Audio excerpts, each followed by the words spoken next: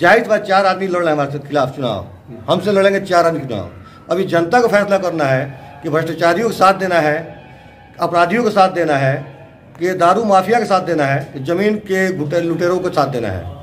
Heat reflection coating से बना plaster gold water tank देता है तपती गर्मी में भी ठंडे पानी की गारंटी, दमदार मजबूती की गारंटी, गारंटी सेहत की, क्योंकि प्लास्टर गोल्ड वाटर टैंक है 100% फूड ग्रेड प्लास्टिक से बना वाटर टैंक, जो है पीने के पानी के लिए पूरी तरह सुरक्षित। प्लास्टर है तो गारंटी है।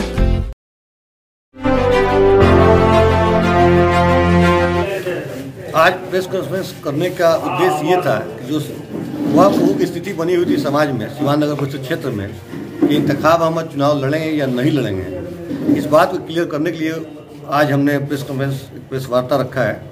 इसके माध्यम से बताना चाहते हैं कि इस नगर परिषद के होने वाले नगर सभापति के चुनाव के लिए हम तैयार हैं और इस चुनाव को निश्चित लड़ेंगे।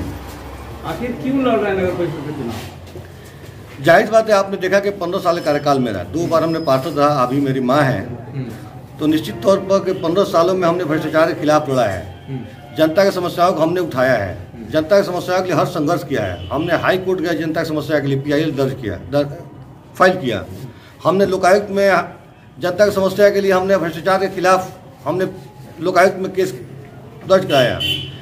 जनता की समस्या और नगर परिषद के भ्रष्टाचार के लिए आप देखे होंगे कि हमने शुरू से 15 सालों में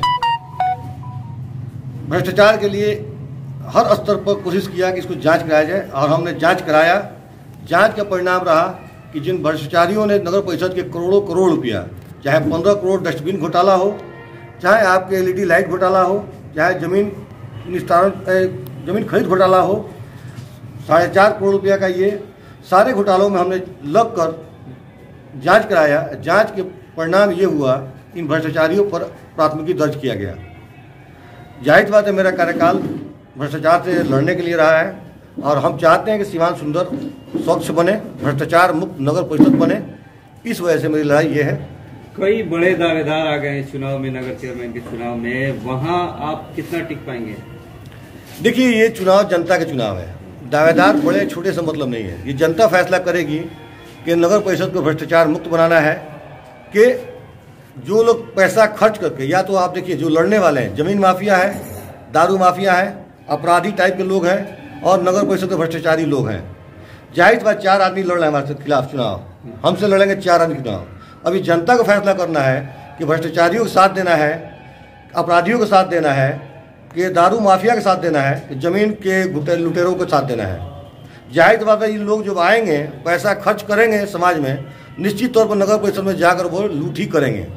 लूट के लिए ही आ रहे हैं, वो पैसा खर्च कर रहे हैं, वो आने समाज सेवा उनका मकसद नहीं है, लूट ही मकसद है। तो हम ये जनता से अपील करेंगे आपके माध्यम से कि भ्रष्टाचार मुक्त नगर परिषद बनाने के लिए जो आपको ईमानदार, जो आपको जनता के हित की बात करने वाला, जनता को सुविधा उपलब्ध कराने वाला लोग हो, उसको चुने, साफ छवि के लोगों को चुने और अपने मताधिकार का प्रयोग करें आने वाले चुनाव में। इंतखाब जी, लगातार भ्रष्टाचार के खिलाफ आप अकेले खड़े रहते हैं, आपके साथ में बाकी लोग नजर नहीं आते हैं। क्या लगता है आपको कि आप जनता के बीच में आकर के इस इलेक्शन को जीत पाएंगे?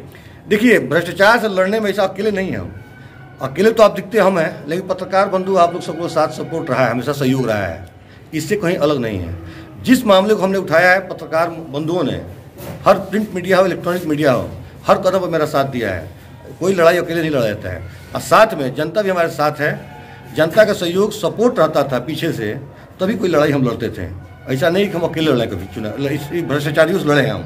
जनता का सपोर्ट रहा है, आप प्रेस बंधुओं का सपोर्ट रहा है, तभी लड़ाई लड़े हैं और तभी हम लोग जीते हैं। 4 नगर परिषद में FIR हुआ है, अब फिर 1-2 FIR अभी होने वाला है। ऐसा नहीं कि ये बंद होने वाला है। इसलिए मेरा संकल्प है कि नगर परिषद सीवान को भ्रष्टाचार मुक्त बनाना है, जिससे जनता को परेशानी ना हो। हर तरह की परेशानी, लूट खसोट जो किया गया, आप विकास के बारे में नाला रोड का देख लीजिए, आप वाटर लॉगिंग समस्या देख लीजिए, आप किसी का मकान के टैक्स का देख लीजिए, जिसका लगना चाहिए 1000 रुपया, उसको 3000 रुपया 5000 रुपया लिया जा रहा है। किसी का 10,000 लगना चाहिए, उसे 20,000 रुपया लिया जा रहा है। कोई कर्मचारी तक सब लोग मिले हुए हैं, किसी को नियम की जानकारी नहीं है, बगैर नियम का टैक्स लगा देते हैं। आप भी बगैर नियम पूछे उससे टैक्स जमा कर देते हैं। इन सब समस्याओं को जो जनता का मूलभूत सुविधा है उसके लिए हम चाहते हैं इनको मूलभूत सुविधा जो है उनको मिले और शोषण जो है जनता का वो बंद हो। इंतखाब का तो पिछले लोगों ने ही बोला कि 15 साल का कार्यकाल है और ईमानदारी का अगर कोई सिनोनिम्स या पर्यायवाची शब्द है तो वो इंतखाब है। प्रोग्रेस है, विकास है और अगर भ्रष्टाचार नगर पालिका से ख़त्म हो जाएगा तो सीवान की जितनी भी पब्लिक है उसको बहुत सारी फैसिलिटीज़ और बहुत सारी परेशानियों से बच जाएगा। क्योंकि म्यूनिसिपैलिटी में आज के डेट में किसी का काम पड़ता है तो बहुत ज़्यादा डरा सहमा रहता है कि अब तो लंबा काम जाएगा, बहुत सारे प्रोसेस से गुजरना होगा, बहुत सारे भ्रष्टाचारियों का सामना करना पड़ेगा। तो हम लोग जो इंतखाब के साथ हैं इसलिए नहीं है कि हमारे दोस्त हैं या हमारे मित्र हैं, लेकिन एक निष्पक्ष आदमी, एक ईमानदार आदमी, honesty is the best policy, और इनसे बेहतर कोई कैंडिडेट अभी तक नहीं है। जो इंतखाब जी ने भी बोला है कि शराब माफिया, क्रिमिनल टाइप के लोग हैं, ज़मीन से जुड़े हुए लोग हैं, और वो जो बरसाती मेढक होते हैं, इलेक्शन ख़त्म होगा, सारा कंबल बांटना और जितनी भी फैसिलिटी सब ख़त्म कर देंगे, उसके बाद सो जाएंगे। आज के डेट में ये आदमी जामिया इस्लामिया से पढ़ा हुआ आदमी है, पीजी किया हुआ आदमी है, इनके पास स्कॉलरशिप है, स्कॉलर हैं, इंटेलेक्चुअल ग्रुप है, तो मुझे नहीं लगता है कि इनसे बेस्ट कोई हो सकता। कोई भी बात हो, ये हमेशा जनता की सेवा में उपलब्ध रहते हैं। सबसे बड़ी बात इनकी खासियत ये है। और भ्रष्टाचारियों के खिलाफ, उसके बाद जो भी करप्शन है उसके खिलाफ ये आवाज़ यदा कदा उठाते रहते हैं। 20 वर्षों से हम लोग देख रहे हैं इनको, ये सिर्फ जनता की सेवा में लगे रहते हैं। तो हम लोग आशा करते हैं कि सीवान के लोग इनका भरपूर समर्थन करें। और आभार प्रकट करना चाहता हूं कि बिहार सरकार ने इस नियमावली में संशोधन करके एक जनता को एक बहुत अच्छा सुनहरा मौका दिया, अवसर दिया कि हम अपना म्युनिसिपल एरिया का सभापति जो है, चेयरमैन, खुद चुन सकें। इसके पहले जैसे इन्होंने भी बताया और हमने देखा है पिछले चुनावों में जिस तरह से जो हाल रहा है म्युनिसिपल कॉरपोरेशन का, म्युनिसिपैलिटी का, कि जो वार्ड पार्षद चुन के आते हैं वो कुछ पैसे वगैरह लेके या जिस तरीके से भी हो अपने चेयरमैन को चुनते हैं, फिर 2 साल के बाद नो मोशन ला के और फिर उनके कुर्सी को गिराते हैं और फिर नए तरह से सिरे चुनाव होता है। इन सब चीज़ों का खात्मा हो जाएगा बिहार सरकार की जो नियमावली आई है इसकी वजह से। और सब लोग इनको जानता है और हम लोग इन्हीं को वोट करेंगे। और ये हमारे छोटे भाई हैं और इनके साथ हम लोग बचपन से है और आज भी जब तक मरते दम तक रहेंगे। इंतखाब भाई के ताल्लुक से एक शेर याद आता है।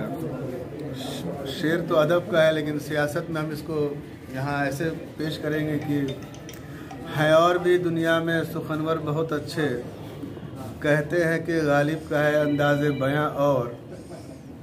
तो इसको ज़रा आप चेंज कर दीजिए कि सियासतदान बहुत हैं लेकिन इंतखाब भाई का जो अंदाज़े बयान है, यानी कि जो इनका काम करने का अंदाज़ है, जो आवाम की खिदमत करने का अंदाज़ है, वो वाकई जिस तरह से गालिब की शायरी का अंदाज़ अलग था वैसे ही इनके काम करने का अंदाज़ अलग है।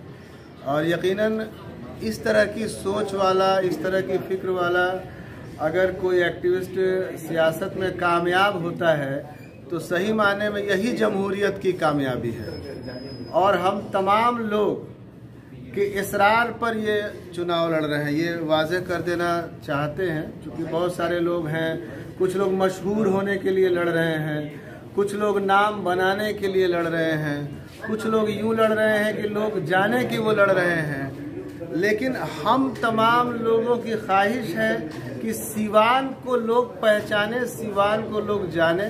तो सीवान को बनाने, सजाने और सीवान को आगे लेकर के आने वाले इंसान को हम लोगों ने पहचाना और तब हम लोगों ने कोशिश किया और ये तैयार हुए।